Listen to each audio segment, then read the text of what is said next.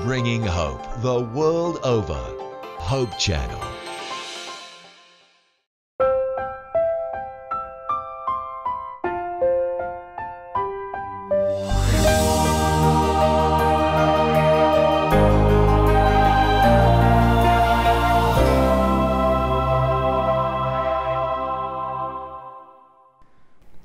Magandang araw po sa inyo lahat. Minamahal po namin mga taga-subaybay. Kagalakan po namin muli ang makadaupang palad kayo sa ating programang Oras ng Pag-aaral.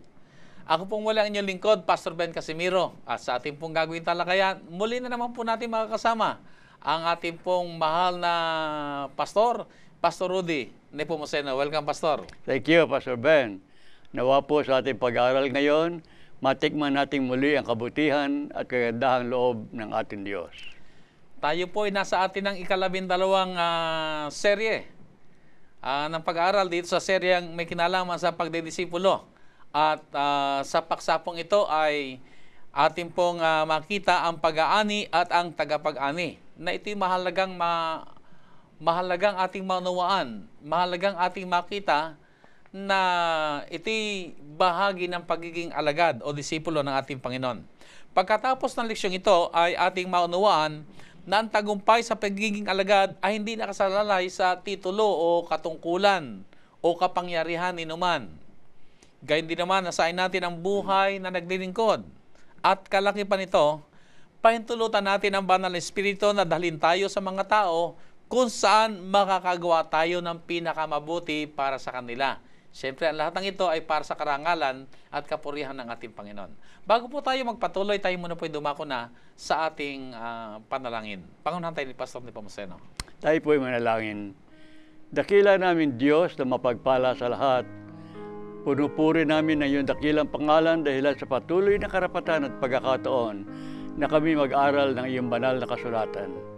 Patnubayan mo po kami sa bagitan ng iyong banal na Espiritu upang ang mga katotohanang mapag-aaralan namin ay hindi lamang maging bahagi ng aming karunungan, kundi maging sangkap na magtutulong sa amin upang mabuhay na natatalaga, nagsasakabuhayan ng mga katotohanan ito sa kapurihan at kaluluwalhati ng aming Diyos sa malangit. Patawarin po kami sa kasalanan na maaaring maging hadlang sa pagdaloy ng iyong masaganang biyaya. Alang-alang po sa pangalan ng aming Panginoong Jesus. Amen. Amen. Ang ating pong susing kaisipan sa ating pag-aaral sa linggong ito, ang mga alagad ay nagpatutuo ng kanilang mga kapanipaniwalang karanasan sa pamamagitan ng kanilang paglalarawan ng karanasan ng ating Panginoong Hesus. Sama din sabi, Pastor, ay inire-reflect ng mga alagad yung buhay ng ating Panginoong Hesus. At dahil nandito ay naka-apekto to, sabi natin nakatulong ng malaki o ginamit ng Banal na Espiritu upang mas marami pa ang maging alagad ng ating Panginoong Hesus. Pastor, sa ating leksyon, nang nakaraang leksyon ay ating pinag-aralan mga prinsipyo at mga pamamaraan na ginamit ng ating Panginoong Hesus sa pagtawag ng mga alagad at ng mga leader. Maaari ba tayong mag-develop naman sa ating panahon ngayon ng mga estratehiya o pamamaraan din ng paggawa ng alagad dito sa ating modernong kapanahunan? Sa kapanahunan natin itong 21st century, napapalibutan tayo, sagana tayo sa maraming mga communication gadgets, iba't ibang mga pamamaraang makabago paggamit ng mga teknolohiya. May bisa yung mga yan at yan ay tumitimo sa isipan, sa pakiramdam, sa damdamin. Pero ang wika ng ating Panginoong Hesus at ang wika ni Ellen White, ang tanging mabisang pamamaraan sa paghikayat ng kaluluwa ay yung pamamaraan ng ating Panginoong Hesukristo. Nakihalubilo siya sa mga tao, nagmalasakit siya sa kapakanan ng mga tao, at ang puso ay kanyang nahimok sa katotohanan magitan ng personal na contact. So, maaaring gumamit tayo ng modern gadgets, communication gadgets, pero walang bibisa pa, higit na bibisa kaysa pamamaraan ng ating Panginoong Hesus na isahan, one-to-one ang kanyang pakikitungo sa mga tao. Naitanong ko ito kasi, Pastor, meron akong nadinig na Yun yung pamamaraan na yan ay maganda, pero yung kaya sa panahon ng ating Panginoon, moderno yung panahon natin ngayon Kung gusto natin ma-attract natin ang tao at dumating sa ating mga pagtitipon o mga pagpupulong, ay di maglagay tayo ng banda dyan at magdala tayo dito ng yung mga panugtog at mga awitang yung maaakit sila para magpuntahan sila sa atin. Kaya naitanong ko, ito ba yung mga sinasabi na ito na yung mga modernong pamamaraan? Yung ating mga awitin ni talagang gawin natin talagang masisigla para paglapitan ng tao. Maaari yun, Pastor Ben, magagamit yun. Pero problema niya ng punteriya ng ganyang musika, mga banda at kung ano pa makabagong teknolohiya ay ang emosyon, ang damdamin. Pero ang pamamaraan ng ating Panginoong Hesus ay nagpakilos ng puso at tumimo sa pag-iisip upang maliwanag na kanilang maunawaan ang katotohanan at maliwanag din naman na ang puso ay nahihikayat sa pamamaraan at katotohanan ng ating Panginoong Hesukristo. Sa sabi po, Pastor, talagang tinumbok niya ang puso ng tao. Yes. At tinignan niya muna ang pangangailangan kung paanong sa pamamagitan ng kanilang pangangailangan ay makakapasok ang ating Panginoon. Ito yung estilong kanyang ginawa. Sabihin hindi pa rin talaga pwedeng palitan o sabihin natin na maaari siguro magbigay ng karagdagan yung ibang pamamaraan, pero basically, itong paraan ng ating Panginoon talaga ang talagang naangkop talaga sa lahat ng panahon. Ngeri, puso at isip pa rin ang punteriya ng pangangaral. At saka nung ibang mga pag-aaral natin, ibang mga leksyon natin ay nabanggit na ito pa rin yung pwedeng gamiting approach. Itong approach natin ng ating Panginoon Jesus ay pwedeng abutin ang mahirap, pwedeng abutin ang mayaman, pwedeng abutin ang pangkaraniwan. Talagang epektibo siya na yung tao ay ating lapitan. At ating ipagmalasakit, at ating paglingkuran, at ating silang dalhin sa ating Panginoon. Isa pa, Pastor Ben, ang pamaraan ng ating Panginoong Hesus ay nagpakilos upang ang tao'y mabago sa kanyang dating kalagayan.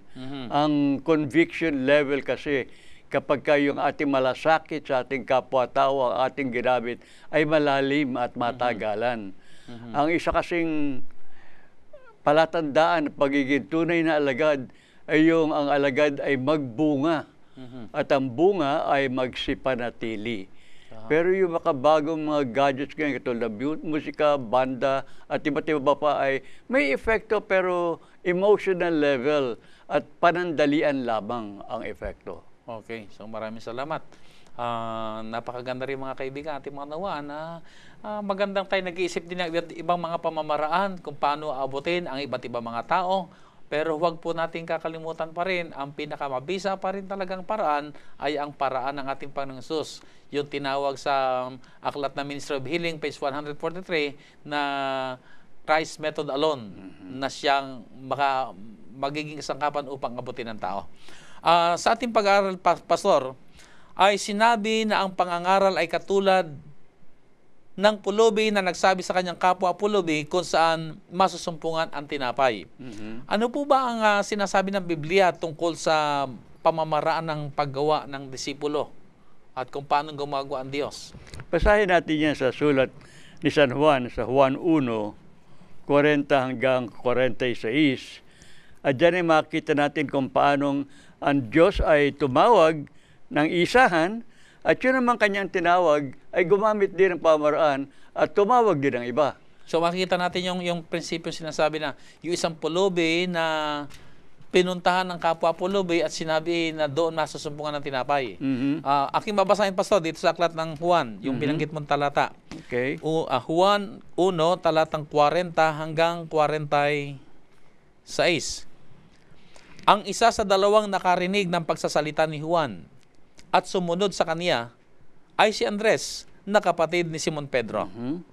Una niyang nasumpungan ang kanyang sariling kapatid na si Simon.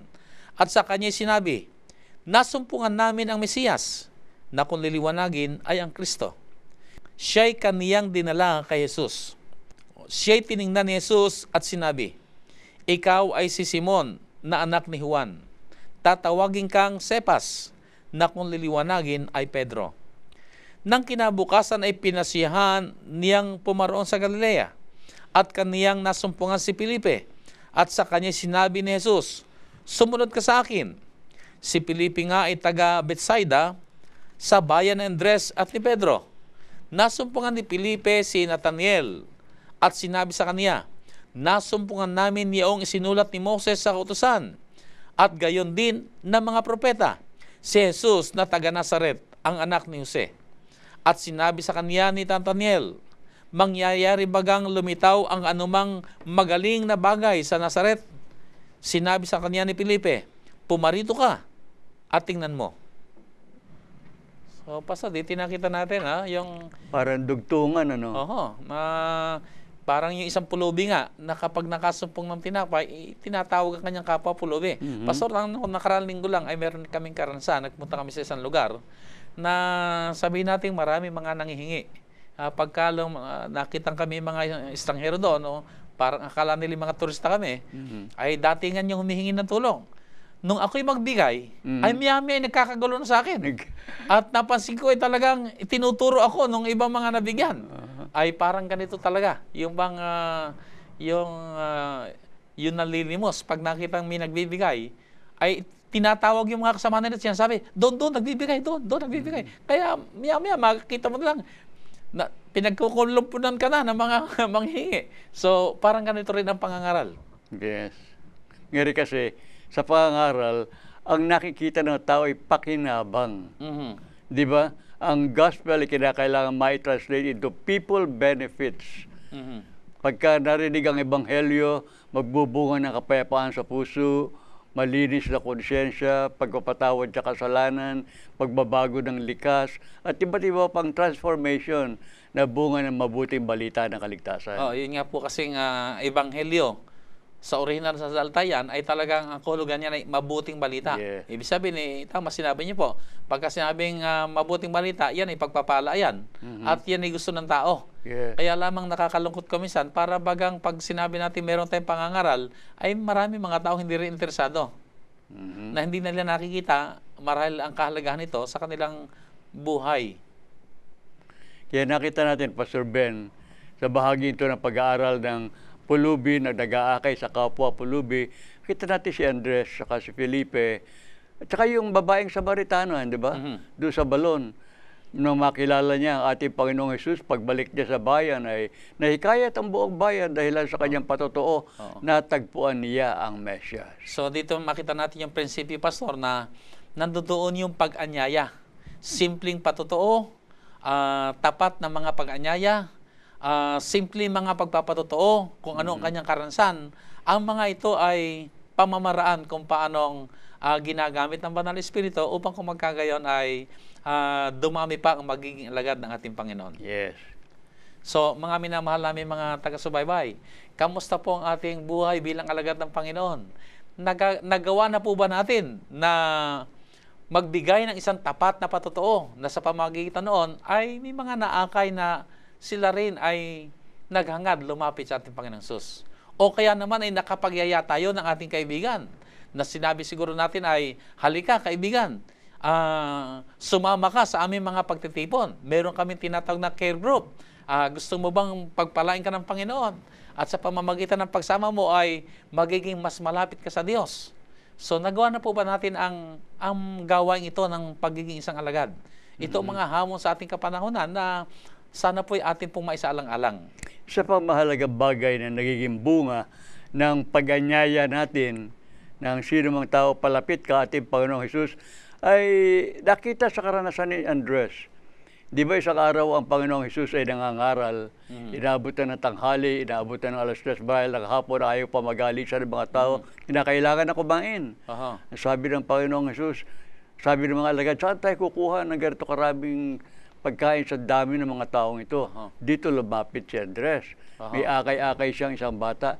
Meron isang bata dito na merong baon na 5 tinapay at 2 isda. Pero gaano na ito sa dami ng mga taong ito? Kaya sa magitan noon, ay nagsagawa ang Panginoong Hesus ng isang kababalaghan ang nagpakain ng libo-libo mga tao, mga 20,000 mga katao kasama mga bata at kababaihan, at marami pang sumobrang tinapay at isda na tinipon at inuwi sa tahanan. So pag naganyaya tayo ng ibang mga tao at dilapit natin sa Panginoong Hesus, nabibigyan natin ang pagkakataon ng ating Panginoon na magsagawa ng milagro. Nagiging tulay tayo sa kababalaghang maaaring isagawa ng Diyos sa kapakanan ng sangkatauhan. Ibig sabihin, Pastor, binigyan natin ng pagkakataon ng Panginoon na makagawa siya sa atin ng Yes. himala o kababalaghan dahil tayo ay gumanap na ating bahagi. Yes. So, napakaganitong kaisipan ito, mga minamahal mga kaibigan. Kaya nga kung minsan, yung ibang mga nagpapatotoo, ay kanilang sinasabi talaga kung paano naranasan nila ang kapangyarihan ng Panginoon. At yun ay sapagkat sila ay nakisangkot sa gawain ng Panginoon. So, huwag po tayo manatili sa ating kalagayang tayo po ay parang kontento ng sumisimba, kontento na tayo nakapagbabasa at nakakapanalangin, ay higit pa po ron, mga kapatid, hangarin natin na kung paano tayo maging kasangkapan ng Banal na Espiritu upang abutin ang mas marami pa mga tao na madala sa paanan ng Panginoon. Pastor, ma-imagine natin kung hindi ginawa ito ni Andres, na siya, nung makita niya ang Mesiyas, ay nanahimik na lamang siya, o kaya sabihin natin, nagdiwang na lang siya dahil nakita niya ang Mesiyas. Ay imagine natin na kung hindi niya ginawa yung paruunan ng kanyang kapatid at yayain sa ating Panginoong Hesus, ay di sinsanay walang Pedro na nakita nating sa kanyang kapanahonan ay ang wika ng banal na kasulatan ay nabaliktad ang sanlibutan. Yes. Dahil sa tapang na ginawang pangangaral ng mga alagad sa pangunguna ni Pedro. Ano kaya ang larawan ng Ebanghelyo, matala ng mga alagad, kung wala si Pedro? Ibang-iba, no? Oho. Mayari, most colorful, pinakamakulay sa mga alagad itong si Pedro sa nakita nating transformation ng kanyang buhay. Totoo yan. Sabihin natin na si Pedro ang pinakamayabang, pero sa bandang huli, makita natin, hanggang sa kanyang kamatayan naman, ay pinakita niya ang kapakumbabaan. Na hanggang sa kanyang kamatayan, siya pa nakiusap na ipako siya sa cross na hindi lamang kagaya ng sa Panginoon, kundi yung pabaliktad pa. Na ang kanyang wika, hindi ako karapat dapat na mamatay kagaya niya. So makita natin kung gaano kalaki ang kanya rin ang ginawang halimbawa na ating tularan na buhay ng isang alagad na ating Panginoon. Yes. Pastor, dito sa ating pag-aaral ay bago tuloy ang humayo ang mga alagad sa pangangaral, sila ay pinag-utusan ng ating Panginoon Hesus na magsipanatili muna hanggang sa tanggapin nila ang kaloob na Banal na Espiritu. So anong leksyon ang ating matutunan mula dito? 10 araw bago ang ating Panginoong Hesus ay 10 araw bago ang Panginoong Hesus ay magsugo ng Banal na Espiritu sa Jerusalem. Kinausap niya ang mga alagad, maghintay kayo sa Jerusalem at hintayin ninyo ang pagdating ng mga aliw. At isusugo ko sa inyo ang mga aliw kapag siya ay dumating sa inyo, aakayin niya kayo sa buong katotohanan. Bibigyan niya kayo ng aral tungkol sa kasalanan, tungkol sa katwiran, at tungkol sa paghatol. Kaya nga't nanatiling na sila sa Jerusalem. At ng gabing yun, samantalang sila ay nagkakatipon sa mataas na silid sa Jerusalem, yung 12 alagad, 11 na lamang, wala na roon si Judas, at 120 mga alagad na lalaki at babae, samantalang sila ay nagkakaisang isip at nananalangin, dumating ang malakas na hugong at mga dilang apoy, ang individually ay lumapag sa ulunan ng mga alagad na ito at sila ay naging makapangyarihang lalaki at babae sa pangaral ng Ebanghelyo sangayon sa taladang Gawa, Kapitulo 1. So dito naging karanasan nila ang kapangyarihan ng Banal na Espiritu. Yes. Marahil ang isang kaisipan dito ay paalala sa atin lahat na kung may gawain man tayo, ay huwag tayong lumakad muna nang wala pa ang Banal na Espiritu. O sa sabi ay tayo muna yung manalangin at tiyakin natin na tayo nilukuban ng Banal na Espiritu upang sa ating paghayo ay matiyak natin ang pagtatagumpay. Yung paghihintay, yung sabi ng Panginoon na maghintay kayo, malalim ang kahulugan noon. Hindi lang maghintay sapagkat meron darating sa kanila. Kundi ang paghihintay ay dapat nakakitaan ng nagkakaisa, nagkakalakip, naglalapatan sila ng damdamin sa isa't isa, naalis ang pagkakahiwa-hiwalay, ang pagtatalo-talo, ang pagmamataas, naaakay sila sa kababaang loob at kaamuan, nababago ang kanilang likas. At kapag dumating na ang kapangyarihan, naging handang sisidlan sila ng biyayang ito ng Espiritu Santo. Kaya pala siguro yung iba iniisip nilang mahirap pa maghintay, ay kasi baka ang kanilang naisip ng paghintay, yung passive waiting ba na parang walang ginagawa. Pero maganda yung sinabi niyo, Pastor, na samantala naghihintay sa ipinangakong Banal na Espiritu, ay nandoon naman yung kanilang kaisipan na paghandaan natin ang pagdating ng Banal na Espiritu. So, hinangad din lang ngayon ang pagkakaisa, hinangad nila ang pagtutulungan, hinangad nila sila maging isa kay Kristo. At ng kanilang ginagawa yun samantala naghihintay, ay naging handa na sila sa pagbuhos ng Banal na Espiritu. Meron lang biro sa akin yung isa ko kaibigan eh. Sabi, Pastor, anong kauna-unahang kotse sa Biblia? Aha. Sabi ko, Palagay ko yung Honda, ba? no? Hindi ko masagot. Ganun biro, sabi, Honda. Sabi niya, Accord. Accord. They were in one accord. Hindi tayo nagpo-promote ng sasakyan dito, no? Pero ang kaisipan ay sila naging nagkaisa. Kaisa. At yun ay isang napakahalagang basihan sa paghihintay natin ng pagbuhos ng Banal na Espiritu. Now, tapos na ang panahon ng Pentecoste, pero alam po natin na ito yung unang ulan, ang pasimula ng unang ulan. At meron pang huling ulan na darating. At yun nga yung ating sa panahon natin magaganap na muling ibubuhos ang Banal na Espiritu sa higit na mas malaking degree. Kaya samantalang tayo naghihintay, ay napakaganda rin ulitin natin ang ginawa ng mga alagad. Na samantalang sila nagsisipanatili, naghihintay, ay nandoon naman yung kaisipang abutin natin ang pagkakasundo. Abutin natin ang pagkakaisa. Abutin natin yung pagiging isa kay Kristo. At dito natin ipahayag ang pagmamahalan, at kung ito'y makita, ang sabi ng Banal na Kasulatan ay malalaman nga ng sanlibutan na tayo mga tagasunod natin Panginoon Jesus, sapagkat tayo ay nagmamahalan sa isa't isa. At ang pagbubuhos na yan ng Espiritu Santo sa ating kapanahunan, ang latter rain, ang siyang magtatapos ng gawain. At hindi lamang yun, yan ang magbibigay ng kalwalhatian sa gawain ng Ebanghelyo. Yan ang sinasabi ng Apokalipsis 18 na malakas na tinig na pangaral na Ebanghelyo, and the earth was lightened with His glory.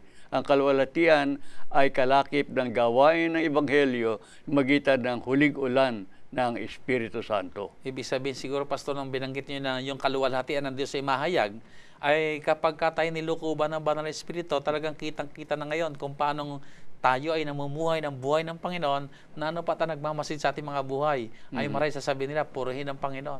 At yung simbolo ng tatlong sinugong anghel na Apokalipsis 14 ay literal na makikita sa bayan ng Diyos na humahayo, malakas ang loob, taglay ang kapangyarihan at kapahamalaan sa pangaral ng Ebanghelyo na siya magtatapos ng gawain sa ating kapanahunan. Okay, so maraming salamat, Pastor. No, makita natin, mga minamalang mga kaibigan, ang gawain ng Panginoon ay matatapos. Pero hindi sa ating sariling lakas o pamamaraan o galing. Ito'y matatapos sa pangako ng Panginoon na Banal na Espiritu na ating inihintay na siyang lumukob sa ating lahat upang kanya tayo makapangyarihan magamit sa kanya nagtatapos na gawain. Pastor, sa ating pag-aaral sa ating leksyong ito ay binanggit ang aklat ng Mateo Kapitulo 9, talatang 36 hanggang 38, na dito ipinahayag ng ating Panginoon Jesus ang kasalatan sa mga manggagawa para sa pag-aani. So, anong mahalagang leksyon ang mapupulot natin mula dito na para sa ating sarili at para sa iglesia? Ang wikay, ang bukirin ay ginintuan na ang mga uhay, ready for harvest. Pero sa aba, sapagkat kakaunti ang mga ani, kaya't ang panalangin sa Diyos ay magsugo ka po ng mga mang-aani. Maganda, Pastor, basahin natin yan sa aklat ng Mateo, Kapitulo 9, sa talatang 36, datapwat nang makita niya ang mga karamihan, ay nahabag siya sa kanila, sapagkat pawang nangahapis at nangangalat, na gaya ng mga tupa na walang pastor. Na magkagayoy sinabi niya sa kanyang mga alagad, katotohanay ang anihin ay marami, datapwat kakaunti ang mga manggagawa. Idalangin nga ninyo sa Panginoon ng aanihin na magpadala siya ng mga manggagawa sa kanyang aanihin. Ang nais idiin dyan, Pastor Ben, palagay ko ay nais na idiin ng alagad na dapat nagampanan ng iglesia ang kanyang tungkulin. Madalas na kasi kapag ang pangasiwaan ng iglesia ay nag-uusap-usap, yung church board, ang napag-uusapan ay mga minors. Mga problema. Mga problema, mga projects, kung paano ang gagawin sa kapilya, kung paano ang ganitong bagay na isasagawa. Nakakalimutan na numero 1 item sa agenda ay dapat yung pangangaral, yung paghikayat ng kaluluwa. Ganyan nangyayari ngayon sa kadalasan sa iglesia. Ang nagma-master tayo, nagme-major tayo sa minors. Samantalang ang mahalagang bagay ay naiiwanan nating hindi nagagampanan. Meron kasi pastor din na nagsasabi na ay palakasin natin ang ating mga kapatiran. Kaya kung may mga pag-uusapan tayo, pag-usapan natin yung mga activities na tayo ay sama-sama, na tayo ay pare-pareho maging malapit sa Panginoon. So sa nurturing ba? Yung kuminsan na napagbibigyan ng pansin lamang. Ay Panloob. maganda naman yon pastor, pero kung doon na lamang nandoon, ay hindi rin balancing ang ating pagharap o pangangasiwa sa lupon ng iglesia. Sapagkat nabanggit yung pastor, ay sa ating church manual, binabanggit na hanggat mari ang pangunahin sa ating mga tinatalakay sa lupon, sa konsilyo o sa church board, ay ang gawain ng Panginoon. Yes. Ay sa atin naman, pastor, bilang mga individual, anong mensaheng nakita mo, pastor, na mahalaga o anong mensaheng dinadala ng aral na ito ng ating Panginoon? Dapat ay suriin natin ang ating sarili, magsiyasat tayo. Ano ba ang mga kaloob ng Banal na Espiritu na nasa akin? Ako kaya ay tatawagan ng Diyos upang maging isang mang-aani? Kung ako'y tinawagan, ako ba ay laan? Handa ba ako na tumugon upang ako'y magamit ng Diyos sa pag-aani sa ating kapanahonang ito?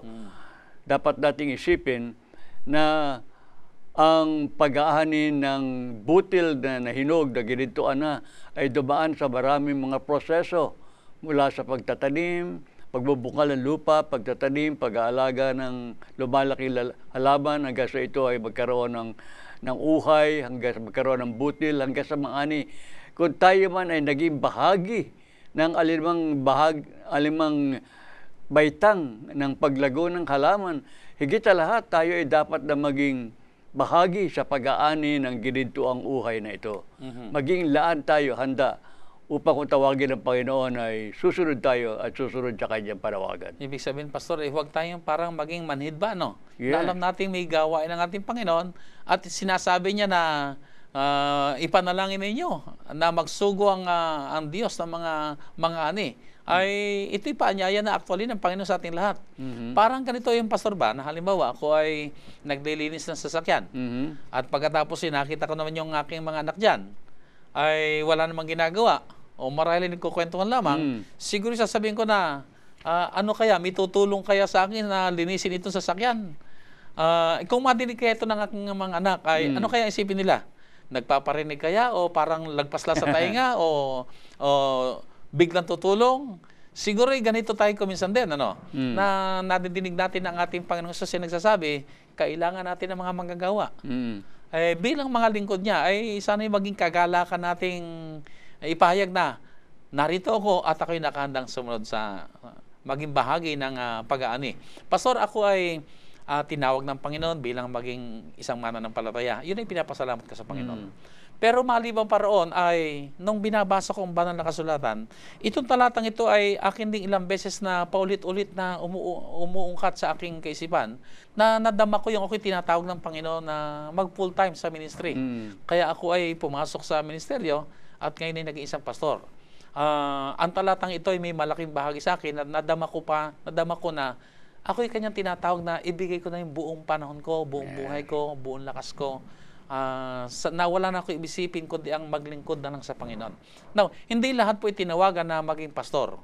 Pero ako'y naniniwala po na lahat ay mayroong karapatang ipahayag ang pagmamahal sa Diyos na ipagmalasakit ang kanyang ipinagmamalasakit. Ang Panginoon ay naghahangad na mas marami pang kaluluwang madala sa kanyang paanan, ay tayo kanyang mga tagasunod, sana ay magkaroon din ng kaisipang makipagkaisa tayo, makipagtulungan tayo. Na hindi lamang tayo nag-expect na dadating sa uuwi sa langit, kundi mas marami ang makasama natin na uuwi sa langit na bayan. Yes. Naalala ko, Pastor Ben, yung tala sa aklat ng Mateo. Ang Panginoon kasi ay lumalabas upang maghanap ng mang-ani. Sa Mateo 20, nais kong basahin mula sa talatang 4. At siya'y lumabas ng malapit na 3 oras at nakita ang mga iba sa pamilihan at nangakatayong walang ginagawa. Sinabi niya sa kanila, magsiparoon din naman kayo sa ubasan. Bibigyan ko kayo ng nasa katwiran. agdag siyaw ng kanilang lakad sa ubasan. Lumabas siya muli ng malapit ng oras na ika-6 at ika-9 at gayon din ang ginawa. Talatang 6. At lumabas siya ng malapit na ika-11 oras at nakasumpong siya ng mga iba na nangakatayo. Sinabi niya sa kanila, bakit kayo nangakatayo? Rito, sa buong maghapon na walang ginagawa.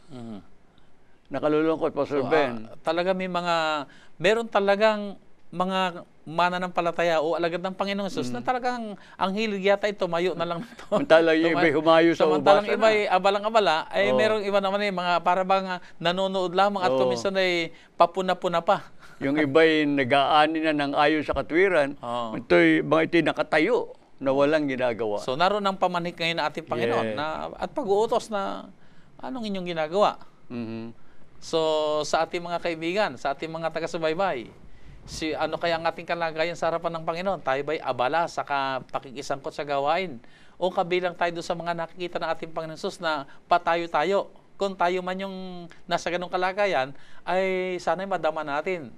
Ang Panginoon ngayon ay tumatawag sa atin at Kanyang inaanyayahan tayo, makibahagi tayo sa Kanyang nagtatapos na gawain. Mas maganda yung busy doing something kaysa busy doing nothing. Totoo po yan. Okay. At kung minsan, Pastor, ang katotohanan ay kung sino walang ginagawa, ay siya pang mahilig magpintas o Ganun na ngayon. Yung bang parang gustong i-discourage pa yung mga masigla ng gumagawa. Ay sana po mga kaibigan, huwag po tayo mapabilang doon sa mga ang gawain ko ingkay magpuna, ang gawain ko ingkay ituwid kayo. Ay hindi po ibinigay sa atin ang gawain yon. Hindi ibinigay sa atin ang gawain humatol, hindi ibinigay sa atin ang gawain pumintas, pumuna. Ang gawain pong ibinigay sa atin, makisangkot sa gawain. Ang sabi nila ay parang sila'y fiscalizer. Pero sa kabilang dako, maaari namang sila nagiging devil's advocate. Kakampi. Tagapagtaguyod ng kaaway. So, sana hindi ito mangyari sa atin. Meron po akong isang nabasa na gusto kong i-share sa inyo. Ito'y nasulat sa wikang Ingles. Hindi na ito na i-translate, pero sa aking pagbabasa ay nakita kong ito'y napakagandang ibahagi. Sa aklat na pinamagatang Testimonies for the Church, sa volume 6, sa page 427, ay ganito ang pahayag. We are to encourage souls, to attract them, and thus win them to the Savior. If this is not our interest, if we would hold from God the service of heart and life, we are robbing Him of influence, of time, of money, and effort. In failing to benefit our fellow men, we rob God of the glory that should flow to Him through the conversion of souls. Mabigat yan, Pastor Ben. Mabigat, Pastor. Nung mabasa ko ito'y talagang natigilan na ako at hindi na ako nakaalis at ako'y nagbulay-bulay na lamang. Ay pagka pala tayo ay walang interest, Ang gusto lang natin tayo ay sumimba, ang gusto lang natin tayo yung sarili ng iniisip natin magpalakas lang. Ay maganda yung isipin natin tayo lumakas. Pero meron din sinabi si Ellen G. White, it is in active service that we are strengthened. Ay para lumakas ka pala, makisangkot ka. Kung gusto natin tayo lalo maging mas malapit sa Panginoon, gumawa tayo sa gawain ng Panginoon. Yes. Pero pagka hindi natin ginawa, ay ninanakawan natin ang Diyos ng mga kaluwalhatian at kapurihan na sana'y dadalhin sa Panginoon dahil lang sa ating ginawang pagtatapat. Pero dahil hindi natin ginawa, ay di walang karangalan tinanggap ang Panginoon. Yes. Kaya sabi ko, hindi lang pala yung praise the Lord. Hallelujah. Yung tayo gumawa at makisangkot, magdadala yan ng maraming karangalan sa Panginoon. Ang isang paboritong activity ngayon ng maraming mga tao ay exercise. Nag-e-exercise sila, nag-e-ehersisyo para lumakas ang katawan. Sa ating kalagayan bilang kaanib na iglesia, bilang mga alagad o disipulo ni Kristo, kinakailangan mag-exercise tayo para lalo lumakas ang ating katawan sa larangan ng pagkadisipulo, pagiging alagad. Lalo na ngayon, ang pinag-aaralan natin ay mang-aani ang kailangan ng gawain ng ating Diyos. So maganda yun tayo malusog, Pero ang kaisipan natin ay magiging malusog ako upang kung magkagayon, ako'y makagawa sa gawain ng Panginoon. Yes. So yung iba kasi iniisip lamang na ako'y mag-exercise para ako'y sumeksi. Pero bagamat magandang hangarin na tayo man na malusog at physically fit at maganda yung ating pangatuan, pero merong higit na mas maganda. Hangarin natin ang ating motibo ay maging sa ikaluluwalhati ng Panginoon. Okay, Pastor, tuloy po natin sa ating pag-aaral. Dito naman sa ating leksyon ay makita natin yung sa 15 kapitulo ng Aklat ng Lucas, mababasa natin ang iba't ibang mga talinhaga ng mga nawaglit at nasumpungan. Yes. Paano sila pinakitunguhan ng Diyos at ano ang mensahe ng mga ito sa atin? Pastor, kung babasahin natin yung Aklat ng Lucas Kapitulo 15, ay narito talaga yung mga lost and found. Tatlong talinhaga yan. Magkakaiba. Yes. Ang unang talinhaga ay tungkol doon sa nawaglit, nawawalang tupa. Yung nawawalang tupa, nahiwalay doon sa kawan, nasumpungan niya siya nawawala. Pero sa kawalan niyang yun, hindi niya alam kung paano manumbalik. Ganon ang tupa kasi kung wala pastol na mag-aakay, hindi niya alam kung saan ang direksyon. Hindi niya alam kung paano bumalik. Hindi alam kung paano bumalik. Yun ang nawawaglit na tupa na hindi alam kung paano makabalik. At ang sabi ng pastor doon ay, akin mo nang iiwanan ang 79 at paparuunan ko muna yung isang nawaglit.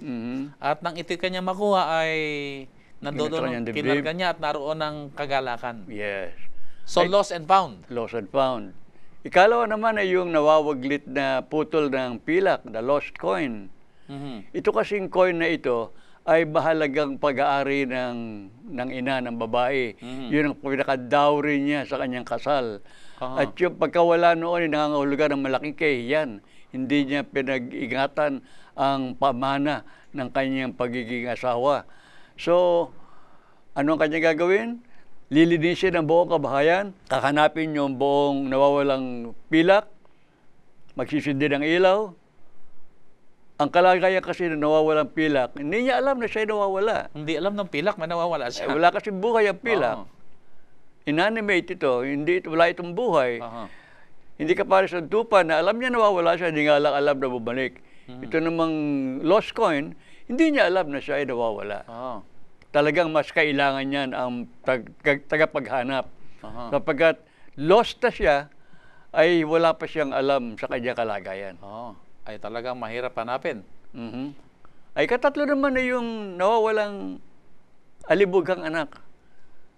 Yung bunso, hinangad na siya ay makapagsarili, hiningi sa ama yung kanyang pamana, kahit buhay pa yung pamana, nang tanggapin yung malaking halaga ay umalis. Nagliwaliw kung saan dako. Hanggat maraming pera, maraming kaibigan. Nung naubos na yung kanyang pera, nawala ng kaibigan. Niwala na siyang makain. Hanggang sa huli, nasumpuan niya na siya ay nag-aalaga na lamang ng mga hayop, ng mga baboy, na nagawain ng isang alipin do sa kanilang sariling tahanan. At sa background, pastor, ng mga Hudyo, ay yung mapasama ka sa baboy. Yes. Lalo tigit na ikaw ay mag-aalaga pa ng baboy. Yun ay pinakamababang uri na pinakaabang kalagayan. Yes. At yun nga, dahil sa walang makain, kasama na siya, nanginginain sa pagkain ng mga baboy na yun. Kaya kumain siya ng kanin, baboy din. Natauhan yung kabataan. Sa aking tahanan na hindi ganito. Hindi ako isang alipin, ako'y anak. Ako'y tagapagmana. Bakit ako naririto? Ang kaigihan na alibugang anak, alam niya, naunawaan niya na siya'y nawala, siya'y waglit. At alam niya kung paano siya bumalik. Kaya siya'y bumalik sa kanyang ama.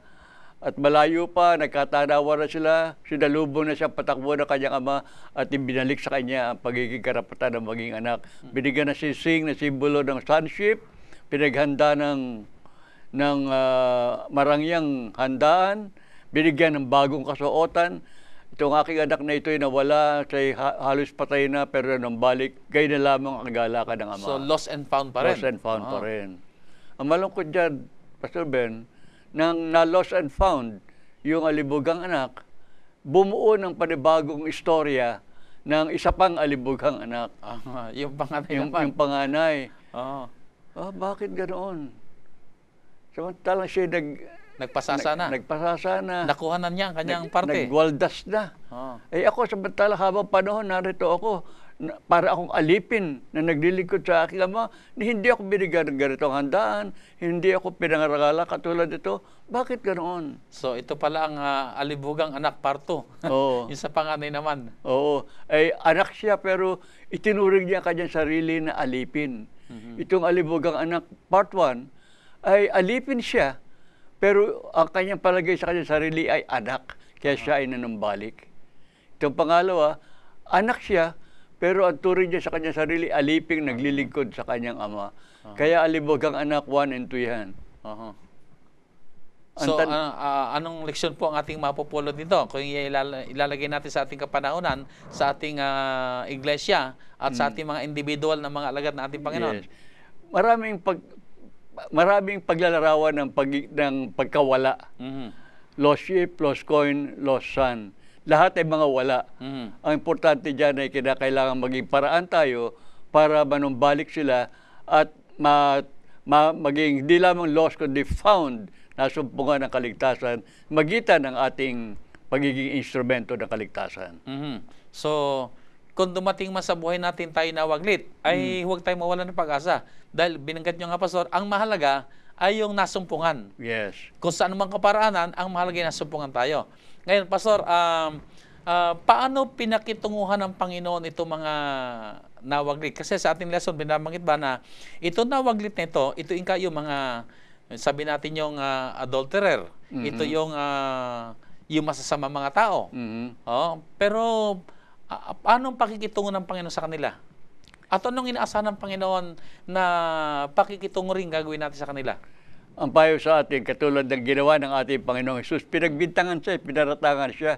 Siya ay nakikiumpok sa mga manlalasing at siya ay nakikisalamuha sa mga manunugal at doon sa inaalihan ng demonyo, tsaka yung gumawa ng adultery. So sila yung mga lost, sila yung mga nawawaglit. Yes. At ang ating Panginoong Hesus ay personal na nagsagawa ng ganyang pagsumpong, paghanap sa mga uri ng makasalanang yan. At bilang alagad ni Kristo, kapanagutan din naman natin, naggayahin ang ginawa ng ating Panginoong Hesus, pakitunguhan ng mga tao, katulad ng pakikitungong ginawa ni Jesus. Yan ang kahulugan ng Christ method alone. Yung pamamaraan ni Jesus, nakisalabuha, nagmalasakit, gumawa ng paraan para ipakita sa makasalanan. Anumang uri siya, drug addict, adulterer, magnanakaw, mamatay tao, ang ebanghelyo hindi kumikilala ng uri ng tao. Lipi, bansa o wika man, ang ebanghelyo ay para sa bawat taong nangangailangan ng kaligtasan. Okay, napakaganda, Pastor. At actually, natutuwa ako sa lesson natin kasi binigyan din doon ay isang mahalagang napansin kong sinabi roon ay doon sa pagkawala ng mga sabihin natin ng masama, ay ang burden ay binibigay ngayon doon sa finder. Yes. Na tayo ngayon magkaroon ng malasakit kasi sila'y nawaglit na eh. Mabuti kung sila bumalik, kagaya ng prodigal son. Pero paano kung halimbawa kagaya noong kalagayan ng coin, lost coin, ay hindi niya alam yon. Maraming tao nga hindi nila alam na sila nawawaglit. Akala nila okay lang. May mga tao namang napahamak na alam nilang napahamak, kaya lamang ay hindi nila alam kung paano bumalik. So nasa atin ngayon, ang pasaning, abutin sila. Kaya maganda sinabi mo, Pastor, na ang pamamaraan ng ating Panginoon Tan Jesus talaga ay tayo'y makimingle, tayo'y makisalamuha. Hindi para maging kagaya nila, kundi para madala natin sila at makapagbigay tayo ng magandang impluensya at maakay sila pabalik sa ating Panginoon. Yeah. Yan ay simulain ding iniwanan ni San Pablo, di ba? When you're in Rome, do as the Romans do, but never be a Roman. Ibig sabihin doon, bumaba tayo, pantayan natin ang kalagayan ng mga taong nangangailangan ng kaligtasan. Kaya tayo man noon ay nangailangan ng kaligtasan, pero iniligtas tayo ng Diyos. Ngayon may pasanin tayo na yung kaligtasan natin ay ibahagi natin sa iba na katulad natin ay nangangailangan ng pagliligtas. Okay, Pastor, maraming salamat po. Napakaganda, minamahal ko mga kaibigan, ang leksyong dinadala sa atin na bahagi ng ating pagiging alagad ay ang tayo ay magkaroon ng pasanin sa mga nawawaglit. Magkaroon tayo ng tamang pag-iisip para sa kanila. Natularan natin ang ating Panginoon Jesus na kung paano siya ay lumapit at nakisalamuha sa mga makasalanan upang kung magkagayon magkaroon sila ng pag-asa sa buhay na walang hanggan, ay gayon din naman tayo, gawin natin ang kanyang ginawa. Pastor, ang inyo pong huli mga pananalita sa ating leksyon na may kinalaman sa pag-aani at ang mga tagapag-ani. Ang isang leksyon na binigay ng ating leksyon ay yung magkaroon tayo ng patience at perseverance. Pag-aani ang pinag-uusapan natin. Pero kung humakayo tayo, gusto na agad natin mag-ani. Kinakailangan din magbungkal tayo ng lupain, ng lupa, magbinhi tayo ng binhi ng katotohanan, magdilig tayo, magbungkal sa palibot, mag-alaga tayo ng pananim. At sa hustong panahon, mag-aani tayo sa kagalakan ng ating Panginoong Hesus. Huwag tayong masyadong agresibo na nakalimutan nating may kapangyarihang dapat na magbunsod sa atin sa paggawa. Huwag tayong mawala ng pasensya na nagmamadali tayo, lakad-agad tayo, hindi tayo naghihintay, nagpapanukala na mabuti ng gagawin nating paghayo sa gawain. So, patience and perseverance, mag-aani yan ng mabuting bunga. At tama, Pastor, maraming salamat po. At kung dumating man yung sandali na sabihin natin parang hindi natin makita pa ang bunga, ay huwag din tayong mawala ng pag-asa. Panahon yan. Sa takdang panahon ng Panginoon, ay ang banal na Espiritu patuloy na gumagawa. So, kung makita mo natin para bagang walang response ngayon, ay idalangin lang natin patuloy. Magpatuloy lang tayo sa matiyaga. Sinabi mo nga na pasensya, no? Yung patience. Nandoon yung pagtitiyaga natin na ipagmalasakit natin sa nila at hangarin natin sa kapangyarihan ng banal na Espiritu, sila'y tumugo na sa paanyaya ng Panginoon at sila rin ay maging alagad ng ating Panginoon. Amen. Sa ating pong pagtatapos, ay narito ang mga kaisipan na nasa ating lesson. Hindi natin ginagamit ang banal na Espiritu. Ipinadala ang banal na Espiritu sa atin, hindi para siya gamitin, kundi para tayo ay kanyang gamitin. Tayo ang mga kasangkapan na gagamitin ng banal na Espiritu upang kung magkagayon, maabot ang mga tao at mas marami ang kanyang maging alagad. Ang mga kaloob na espiritual ay mga pamamaraan ng banal na Espiritu na ipinagkaloob sa atin upang tayo magkaroon ng karapatang maging kabahagi ng kanyang nagtatapos na gawain. So ano man po ang ating tinataglay ngayon na tinatawag nating spiritual gifts, minamahal ko mga kapatid at mga kaibigan, ito ipinagkaloob sa atin upang kung magkagayon, bigyan tayo ng karapatan maging bahagi ng kanyang sumusulong at nagtatapos na gawain. Amen. Sana po'y masumpungan tayong lahat na tayo pong lahat ay masigla at mainit na naglilingkod, ginaganap ang paghayo at paggawa ng alagad. Dahil ito ang kalooban ng Diyos, ang tayong lahat ay masumpungan sa masamang gumagawa at maging kabahagi ng kanyang banal na gawain. Tayo po'y dumako na sa ating closing prayer. Mahal naming Diyos na nasa langit, muli po ang aming pagbabalik sa inyo na mga papuri at pasasalamat sa inyong katapatan, sa inyong mga matiyagang paggawa upang kumagkagayon hindi kami mapahamak, kundi ang kami palagi inyong ipinagmamalasakit at ang lahat ay inyong ginagawa, pinagtitiisan upang kumagkagayon sa anumang paraan kami po ay tumugon sa inyo at maibalik sa inyong kaharian. At ngayon, kami ngayon ay inyong mga alagad, patuloy kami nagpapahayag ng pagmamahal sa inyo, tumatanaw ng utang na loob sa kaligtasang ibinigay nyo sa amin at dahil dito, hangad naming makibahagi sa inyong banal na gawain. Kung paanong kami inagaw nyo mula sa kapahamakan at ginawa niyong mga anak at tagapagmana ng langit na bayan. Nais din po namin ang aming kapwa na naliligaw, nawawaglit, sila rin Panginoon ay aming maabot at sa anumang kaparaanan o Diyos, sa patnubay ng banal na Espiritu, kami po'y maging kasangkapan lamang upang kung magkagayon sila po ay maakay din at masumpungan ninyo sila na kabahagi ng inyong banal na gawain, ng inyong kaharian. Sila man ay maging inyong mga alagad na hahayo rin upang abutin din ang kanilang mga kaibigan din at kanilang mga kakilala na sila rin ay maging alagad po ninyo. At kung magkagayon, ang mga alagad po ninyo ay magsisidami dito sa sanlibutan at maluluwalhati ang inyong banal na pangalan. O banal na Diyos, pagpalain po ninyo ang inyong kaharian. Mas marami pa ang mga tao na maging inyong mga alagad. Nakasangkapanin po ninyo ang bawat isa sa amin kasama po ng lahat namin mga manonood, sumusubaybay sa programang ito, kami lahat, O Diyos, maghawak kamay, manalangin, makibahagi, makisangkot, na gawin namin ang kanila naming mga gawain at mga karapatan at mga pagkakataon na mas maraming mga tao madala namin sa inyong banal na paanan. Igawad niyo po sa amin, Panginoon, ang masaganan niyong basbas. Pagyamanin pa kami, Ama, sa inyong pag-ibig, sa inyong mga kabutihan at sa inyong mga pagpapala sa araw-araw. Ito po ang aming dalangin sa banal at dakilang pangalan ng aming Panginoong Hesus. Amen. Amen. Maraming salamat po mga kaibigan, at muli po ang aming paanyaya sa darating pong linggo. Sana po isamahan po ninyo kami sa pagtatapos ng ating serye na may kinalaman sa pagiging alagad ng ating Panginoon. Maraming salamat, pagpalain kayong lahat ng ating dakilang Diyos.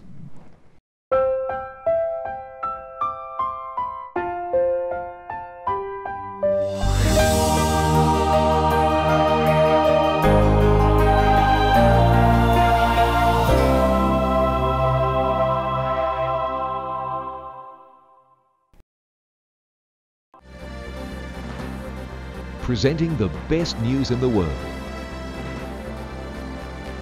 You're watching the Hope Channel. Welcome to IS Graduate School and Seminary. Operated directly by the General Conference, offers master's and doctoral programs, theology, business, and education, a master's of public health.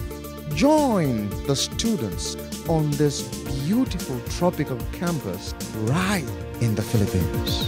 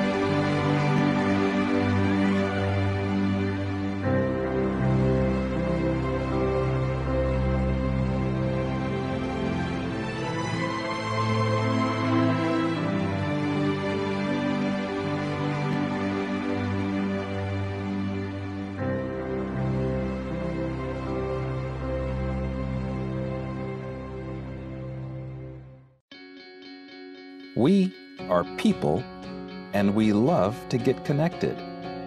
We connect as families because of birth. We connect as friends because we click. And we connect as communities because we care. Seventh-day Adventists are people who connect in communities called congregations, which in turn connect to form conferences, who connect together to form unions, divisions, and the General Conference. Why do we connect? It starts with a connection to the Creator, who invites us on a spiritual journey. When we journey together, we can help each other along the way. This journey is a journey of a lifetime, and as we learn and grow, life becomes filled with meaning and purpose. Our greatest joy is in helping others along the way. Wherever you are on your journey, we believe that we have something to offer that can make your life more whole. So the next time you see a Seventh-day Adventist, remember, you're not looking at someone who stands alone. They are connected to a world church that has 18 million members, gathered in 13 divisions, comprised of 122 unions, formed by 600 conferences, serving in 140,000 congregations in 208 countries, who worship in 924 languages, and they all want to connect with you.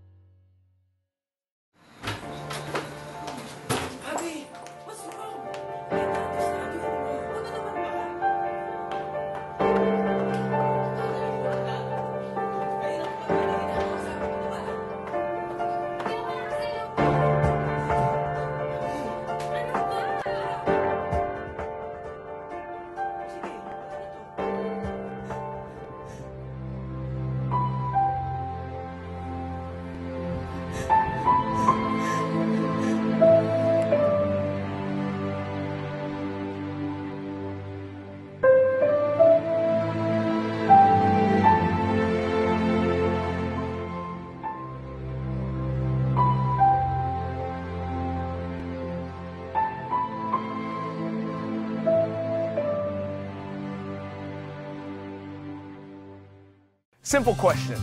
Do you like Hope Channel? Sergio, I know you do, man. Well, if you like us enough to invite us into your home, why not like us on Facebook? You won't be alone. I like Hope Channel, so I liked it on Facebook. I like Hope Channel, so I liked them on Facebook. I like Hope Channel, so I like them on Facebook. David, they all like us. And if you like Hope Channel too, then like us on Facebook. Go to hopetv.org and simply click on the like button. Hope Channel viewers are loyal, encouraging friends and neighbors to watch. Why? Our viewers believe that Hope Channel not only enhances living, but changes lives through its compelling lineup of programs. Documentaries take subscribers around the world and back through time, visiting places where history was made. Fascinating biographies open up the lives and times of people who made a difference. Travel programs transport the viewer around the world, demonstrating how people work together to make a better planet. Inspirational programming challenges viewers to experience the joy of discovering faith values and offer spirituality as an important part of a balanced lifestyle. Health and lifestyle programs teach disease prevention and make healthy living simple and attractive. Hope Channel programs provide invaluable support for developing healthy relationships and strong communities. Welcome to donor-supported Hope Channel. You are cordially invited. Every Saturday, Seventh-day Adventists around the world meet together to worship God, and we invite you to join us in Sabbath worship. The first part of our worship service focuses on in-depth group Bible study. We call this the Sabbath School. The Divine Worship service features the Bible preaching service led by the pastor or a local elder. The entire service features prayer, enthusiastic singing, music, and fellowship. We extend a warm invitation for you to join us.